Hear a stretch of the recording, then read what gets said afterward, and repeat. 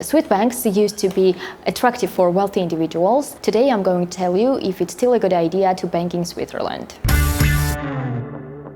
My name is Rusudan. I'm a CFO at Nomad Capitalist, where we help 7- and 8-figure entrepreneurs legally reduce their taxes, get second citizenships, and go where they are treated best. The short answer is yes, but let's talk a bit more in detail about this. First question is, why is it a good idea? Well, the answer is simple. When you're thinking about offshore banking, it's most certainly that Swiss banks will come up as a very attractive option at some point. Swiss banks are some of the most famous worldwide, and for good reason. They provide high level of privacy and low financial risks. This is a result of accumulated inherent trust for over 3 centuries. So the main benefits of Swiss banks bank accounts include low levels of financial risks and high level of privacy, as the Swiss law prevents the banks from disclosing any information regarding the account, even about its existence, without the depositor's permission. Swiss banks has a long history of banking secrecy and client confidentiality, reaching back several centuries. It all started as a way to protect wealthy European banking interests, and now it's a home to worldwide wealth, both in individual and corporate banking. Neutrality and national sovereignty, long recognized by foreign nations, and the fact that it's not a member of the European Union, have fostered a stable environment for the banking sector to develop and thrive. Switzerland has a very stable economy, virtually no inflation, and a currency that's backed up by 40% gold reserves.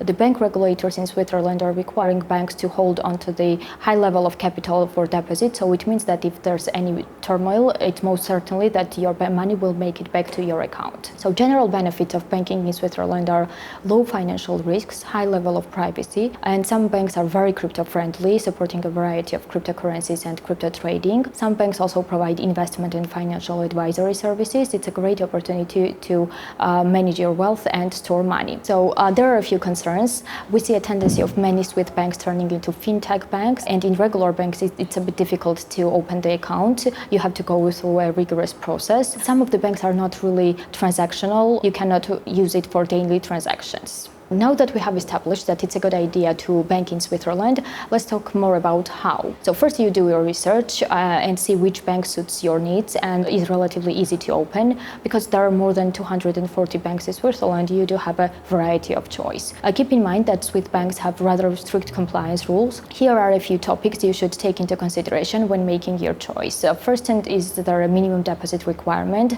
Not all banks have it at the moment, but we still advise for you to have a minimum deposit for better experience. So this can be anywhere between 0 Swiss francs up to 2 million Swiss francs.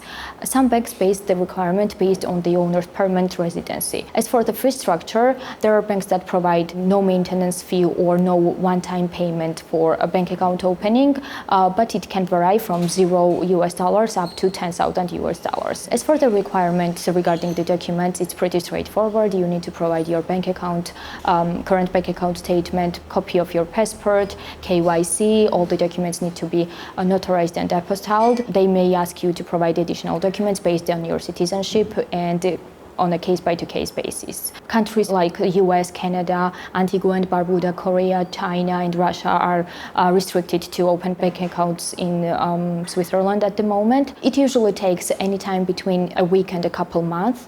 You are expected to provide information about the future transactions, frequency of outgoing and incoming transactions, as well as the amount and the counterparties that you will be working with. There are a few key points that you need to take away from this. One thing is that it's sometimes slow in communication with banks in Switzerland, so you need to gather your patience. So some banks make decisions on a case-by-case basis. If you need any help, our team will be happy to assist you. Feel free to go to nomadcapitalist.com for more. Ultimately, we can say that having a bank account in Switzerland is a good idea, giving you certainty of high-level banking experience and safety, plus the luxury of banking in Switzerland.